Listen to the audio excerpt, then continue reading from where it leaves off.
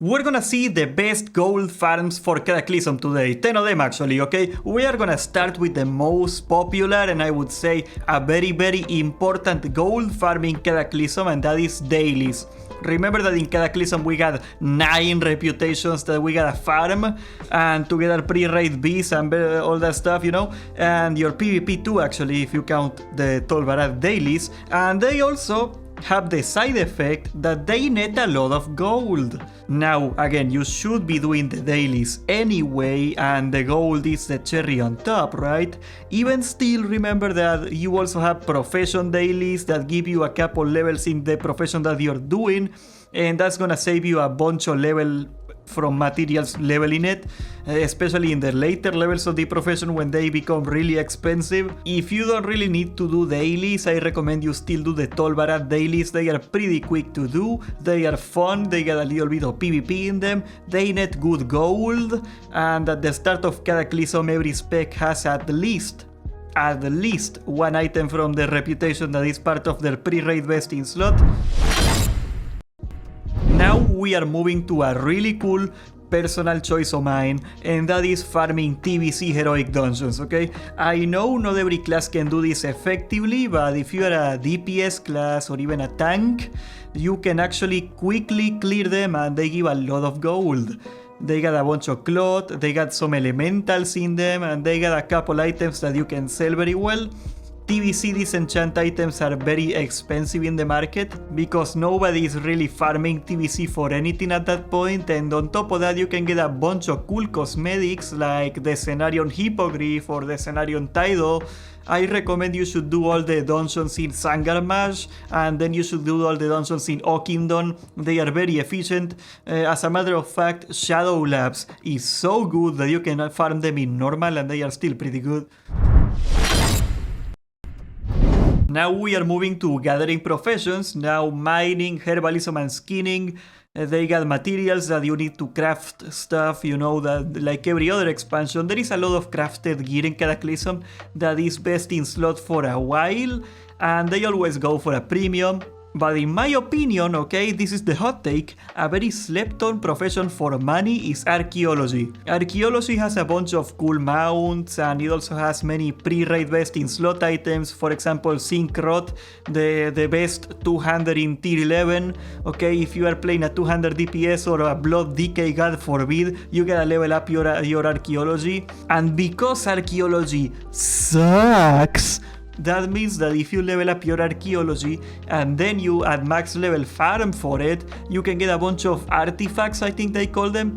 They are these little items that you can turn in to get a couple levels in archaeology, and since nobody wants to level archaeology, they are gonna sell for a lot of money. The only downside is that you gotta level up archaeology yourself.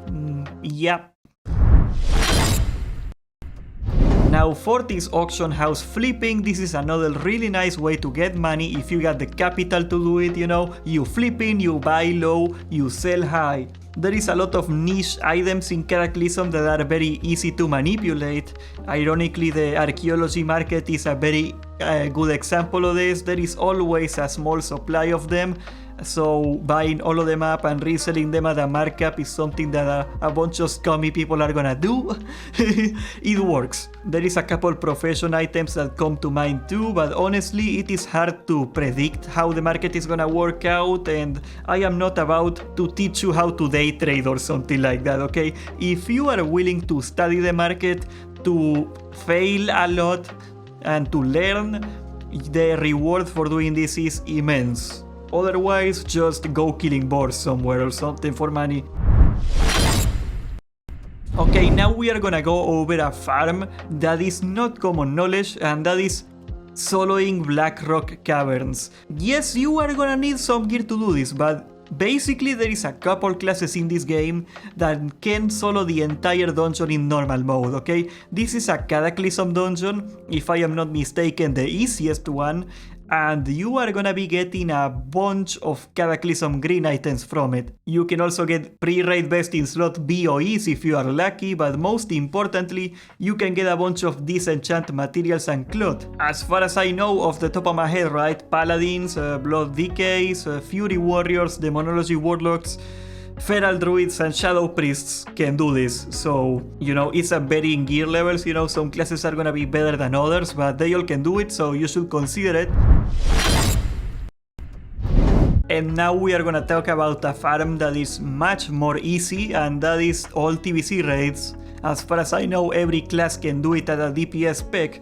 Now, only 2 raids in TBC are worth your time for gold, in my opinion. That is the Black Tempo and the Eye. Now, the Eye is much easier for most classes, and on top of that you get a chance once every week, you know, to get your Ashes of Alarm mount, which is, you know, like a very coveted mount.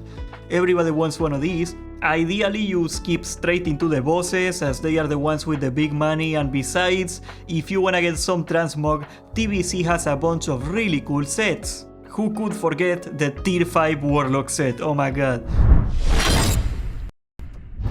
Now, another good way of making money that I hate to do is fishing, okay? A single stack of fish will easily sell for like 1,000 gold, probably much more in Classic, because Fish Feast is so popular, right?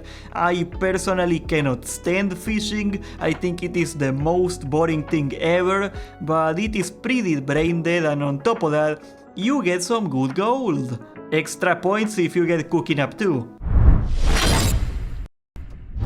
Now, another vital resource in Cataclysm is volatiles. Volatiles are the elemental materials for crafting in the expansion, right? And they come in every element. Now, I could make a whole guide on elementals, and I probably will. But I am gonna note a couple good spots here. First, we got this place in Uldum here, the Orsis Ruins. You can find a bunch of air elementals here that drop volatile air. It is one of the most profitable ones. You also got the Flame Boys here in Mount Hyjal. They give volatile fire, which is pretty neat. Another extremely underrated gold farm is doing all the quests. Okay, you may not know this, but after you hit level cap, all the leveling quests give extra gold. So now most people level through dungeons and BGs in Cataclysm because it is the most efficient way to level up. So if you are one of those people, that means you are gonna have entire zones worth of quests for you to do. And at level 85, they will be very easy and efficient too, because you got all the stats. The best part is that many of these quests reward reputation that you are gonna need anyway, so they are not part of the daily quest limit either. These and the dailies are probably gonna be my main income. Now finally, I will tell you the gold farm that has the highest gold per hour potential by far. And let me tell you, with great pain it is that I tell you this, because it is ruining the game, but as we say in Spanish, right? Troubled waters are the fisherman's gain. We are gonna eat from the ruining of the game, right? And that is with GDKPs, okay? Running a GDKP raid means that all the people that buy Chinese gold are gonna pay for gear drops, and then the gold gets distributed to everybody, right? A lot of the time the GDKP organizer, probably you if you're smart, will skim part of the gold pot, the total amount, and let me assure you that those people make a truckload of money. And if you don't want to get a truckload of poop, well, subscribe to this channel and join the Discord, and don't be a Winnie Hat Jr. Thank you for watching.